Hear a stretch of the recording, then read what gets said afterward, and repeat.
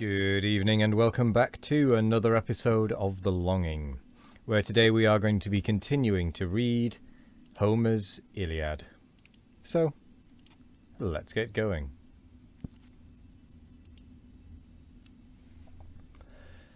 Now godlike Hector, to whose matchless might Jove gave the glory of the destined fight, squadrons on squadrons drives and fills the fields, with close-ranged chariots and with thickened shields. Where the deep trench in length extended lay, compacted troops stand wedged in firm array. A dreadful front they shake the brands and threat, with long-destroying flames the hostile fleet. The king of men by Juno's self-inspired toiled through the tents, and all his army fired. Swift as he moved, he lifted in his hand his purple robe, bright in sign of command. High on the midmost bark the king appeared. There from Ulysses' deck his voice was heard. To Ajax and Achilles reached the sound, whose distant ships the guarded navy bound. "O Argives, shame of human race," he cried. The hollow vessels to his voice replied. "Where now are all your glorious boasts of yore, your hasty triumphs on the Lemnian shore? Each fearless hero dares 100 foes, while the feast lasts and while the goblet flows. But who to meet one martial man is found, when the fight rages and the flames surround? O mighty Jove, O sire of the distressed, was ever king like me oppressed?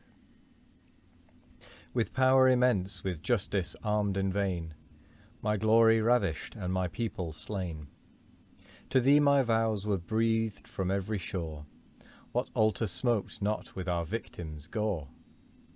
With fat of bulls I fed the constant flame, and asked destruction of the Trojan name. Now, gracious God, far humbler our demand. Give these at least to scrape from Hector's hand, and save the relics of the Grecian land." Thus prayed the king, and heaven's great father heard his vows in bitterness of soul preferred. The wrath appeased by happy signs declares, and gives the people to their monarch's prayers. His eagle, sacred bird of heaven, he sent, a fawn his talons trust, divine portent. High o'er the wondering hosts he soared above, who paid their vows to Panomphaean Jove. Then let the prey before his altar fall. The Greeks beheld, and transport seized on all.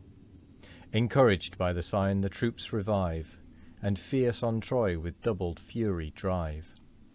Tydides first of all the Grecian force o'er the broad ditch impelled his foaming horse, pierced the deep ranks their strongest battle tore, and dyed his javelin red with Trojan gore. Young Agelaus, Phradmon was his sire, with flying coursers shunned his dreadful ire. Struck through the back, the Phrygian fell oppressed. The dart drove on, and issued at his breast. Headlong he quits the car, his arms resound. His ponderous buckler thunders on the ground. Forth rush a tide of Greeks, the passage freed. The Atridae first, the Ajaces next succeed. Meriones, like Mars in arms renowned, and godlike Idomen, now passed the mound.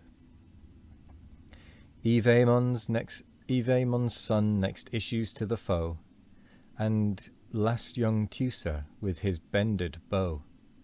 Secure behind the Telamonian shield, the skilful archer wide surveyed the field. With every shaft some hostile victim slew, then close beneath the sevenfold orb withdrew.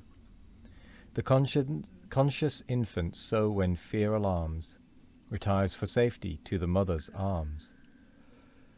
Thus Ajax guards his brother in the field, moves as he moves, and turns the shining shield, who first by Teucer's mortal arrows bled, Orsilochus then fell Ormenius dead. The godlike Lycophon next pressed the plain, with Chromius Deator of Phelestis slain. Bold Hamopaon breathless sunk to ground. The bloody pile met great Melanippus crowned. Heaps fell on heaps, sad trophies of his heart, a Trojan ghost attending every dart. Great Agamemnon views with joyful eye, the ranks grow thinner as his arrows fly. O youth forever dear, the monarch cried, thus, always thus, thy earthly worth be tried. Thy brave example shall retrieve our host, thy country's saviour and thy father's boast. Sprung from an alien's bed, thy sire to grace, the vigorous offspring of a stolen embrace. Proud of his boy he owned the generous flame, and the brave son repays his cares with fame.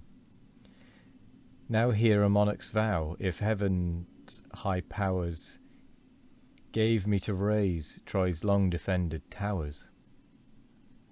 Whatever treasures Greece for me design, the next rich honorary gift be thine. Some golden tripod or distinguished car, with coursers dreadful in the ranks of war, or some fair captive whom thy eyes approve, shall recompense the warrior's toils with love. To this the chief with praise the rest inspire, nor urge a soul already filled with fire. What strength I have be now in battle tried, till every shaft in Phrygian blood be dyed. Since rallying from our wall we forced the foe, still aimed at Hector have I bent my bow. 8 forky arrows from this hand have fled, and 8 bold heroes by their points lie dead. But sure some god denies me to destroy this fury of the field, this dog of Troy. He said, and twanged the string, the weapon flies at Hector's breast and sings along the skies. He missed the mark, but pierced Gorgythio's heart, and drenched in royal blood the thirsty dart.